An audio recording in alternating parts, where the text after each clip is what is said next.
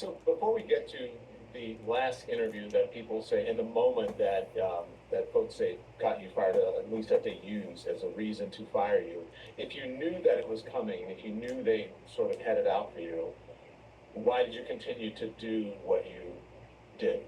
Because the only reason that I chose to join Rising in the first place was because I feel like it's very important for a left perspective to have a voice in a relatively mainstream corporate news outlet. Yeah. There are more never Trump Republicans that are allowed on ostensibly liberal channels like MSNBC and CNN than you'll ever see someone who's a Bernie supporter, who's left of center, who is willing to criticize the Democratic Party from the left. And I think what you're seeing right now with Biden struggling so horribly in the polls is the inconsequence of an administration that has insulated itself from left critique. CNN, you'll ever see someone who's a Bernie supporter, who's left of center, who is willing to criticize the Democratic FJB. Joe gotta go. Joe got to go. There are more never Trump Republicans that are allowed on ostensibly liberal channels like MSNBC and CNN. You'll ever see someone who's a Bernie supporter, who's left of center, who is willing to criticize the Democratic Party from the left. And I think what you're seeing right now with Biden struggling so horribly in the polls is the inconsequence of an administration that has insulated itself from left critique. That's, by the way, not really left of center in the country. It's just left of the Democratic Party, which is frankly right on a number of economic populist issues and anti-war issues of the majority of the country. But because he's so insulated himself, and because the media basically has a blackout on what majorities of the countries think on that are outside of the Beltway, he is unable to be sufficiently responsive and is able to put his head in the sand and believe he can muscle his way through this election. So for me, an opportunity to bring those views to the fore that are more maligned in the country than even being a Republican on MSNBC or Republican on CNN was really important. And I should point out that one of my colleagues was fired over a year ago. She was a correspondent with The Hill and came on regularly and spoke with us. She was being kind of vetted for potentially being a guest host, and they asked her to do one of these direct-to-camera radars. She did one on protests that were happening in Israel at the time. There was the Supreme Court stuff going on. And in her radar, she's a Jewish woman herself, described Israel as an apartheid. Yes, this is Katie Halper. She described Israel as an apartheid state, and her contract was summarily terminated. It's crazy. Immediately Trash. after Whack. as well. So especially after that happened, I felt like it was she gotta let go. To not shy away on this for not simping for Israel. It is crazy. It is whack. It is indubitably whack that she got let go for saying not simping for Israel. The radical pro-Israel people, they say that you gotta be a sheep, you gotta be a puppet to be pro-Israel, to be pro, to love Jews, to not be self-hating, to not be a traitor, to not be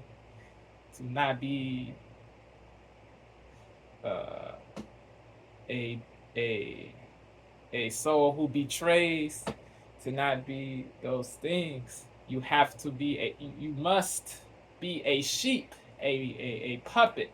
That is crazy. The radical pro-Israel people, they are just like the woke leftists. I said this before. They are no different. Just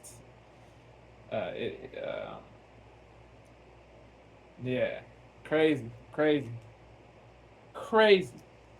And her contract was indubitably terminated immediately after as well. So especially after that happened, the people that want you to be a sheep, the people who want you to be a sheep, do not have your best interests at heart. The people who want you to be a sheep of your side do not have your best interests at heart at all. And her contract was summarily These radical pro Israel people, well. They so are after that happened, I felt like it was incumbent on me to not shy away on this particular issue. Super woke. As well. So especially after that happened, I felt like it was incumbent on me to not shy away on this particular issue. They are super. She described Israel as an apartheid state and her contract. And in her radar, she's a Jewish woman herself, described Israel as an apartheid. Yes, this is Katie Halper. Crazy. You cannot. Israel as an apartheid state and was. You cannot say anything antithetical to puppet-ish. You cannot. If you do not do the puppet-ish, bad things will be a dismissal from your job will befall you if you do not if you do not simp. If you do not simp for Israel as a journalist, you will get dismissed. A dismissal will befall you if you do not simp. A dismissal will befall you if you do not do the puppet-ish as a journalist. If you do not do the puppet-ish as a journalist, a dismissal will befall you, sadly. And in her radar, she's a Jewish woman herself, described Israel as an apartheid. Yes, this is Katie Halper. She described Israel as an apartheid state and her contract was summarily terminated immediately after as well. So especially after that happened, I felt like it was incumbent on me to not shy away on this particular issue free speech because the Hill was companies. As well. So especially after Forgot that to say happened, that. I felt like it was incumbent on me to not shy away on this particular issue because the Hill was making the argument that Katie's censorship was not ideological in nature. And in her radar, she's a Jewish woman herself, described Israel as an apartheid. Yes, this is Katie Halper. She described Israel as an apartheid state and her contract was summarily terminated. Crazy. Immediately after as well. So especially after that happened, I felt like it was incumbent on me to not shy away on this particular issue because the Hill was making the argument that Katie's censorship was not ideological in nature. So I felt like I had to really test that hypothesis by not pulling any punches with respect to this issue, which is of course such an important issue as the ICJ has described it as a plausible genocide and over 35,000 people have been killed, 3/4 of whom are women and children. Do you think as well. So especially after that happened, I felt like it was incumbent on me to not shy away on this particular issue because the Hill was making the argument that Katie's censorship was not ideological in nature. So I felt like I had to really test that hypothesis by not pulling any punches with respect to this issue, which is of course such an important issue as the ICJ has described it as a plausible genocide and over 35,000 people have been killed, 3/4 of whom are women and children. Terrible. Do you think execrable, evil? That is a big number of Palestinians who got deleted. It's crazy, bro. That is genocidal-ish. That is genocidal-ish.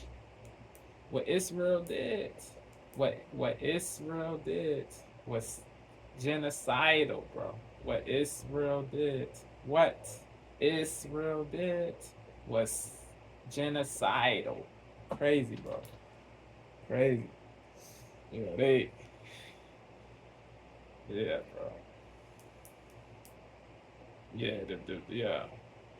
The soul who said no Palestinian is innocent is disgraceful, bro. The soul who said that, who stated that BS is a cancer, bro. A scourge, a demon, a devil. Yeah, that is crazy. The blanket statement that goof said is despicable. It really is. How do you know all? You do not know all Palestinian people. You do not know all Palestinian people. So how can you say no Palestinian is innocent? It is stupid and bigoted. Both. It makes no sense, and it is hateful. It really is, man. It really is. It really is hateful. Yeah, yeah. The people who say Arabs are savages, they make me sick, bro. Yeah, the people who say that, bro, the people who justify the mass deletion of innocent Arabs, in Gaza, bro. The people who excuse that, they do not have rectitude. They are devoid of rectitude. They are devoid of rectitude. The people who think it is okay to delete innocent people, they are devoid of rectitude. Facts. Crazy. Yeah. The people who fail to say Israel is committing genocide have pusillanimity. They do not have backbones. They are suckers. The people who fail to call a spade, to say both Hamas and IDF are terror groups. They both are terror groups. The people who fail to say that both Hamas and IDF, that both Hamas and IDF are terror groups, are pusillanimous cowards, bro. Pusillanimous cowards. Yeah. What both did should be execrated, should be hated, should be detested, should not be excused. Both gratuitous acts, bro. Both. Inexcusable ish. The mass deletion of innocent people should be execrated. Regardless, bro. Regardless. It does not matter if the people who got deleted were Israelis or Palestinians. It does not matter. Both are genocidal groups. Both groups, Hamas and Israel Defense Forces, are genocidal. Yes, they both are genocidal. They both deleted a large number of people. evilly, bro, evilly, mercilessly. As the ICJ has described it as a plausible genocide, and over 35,000 people have been killed, 3/4 of whom are women and children. Deplorable.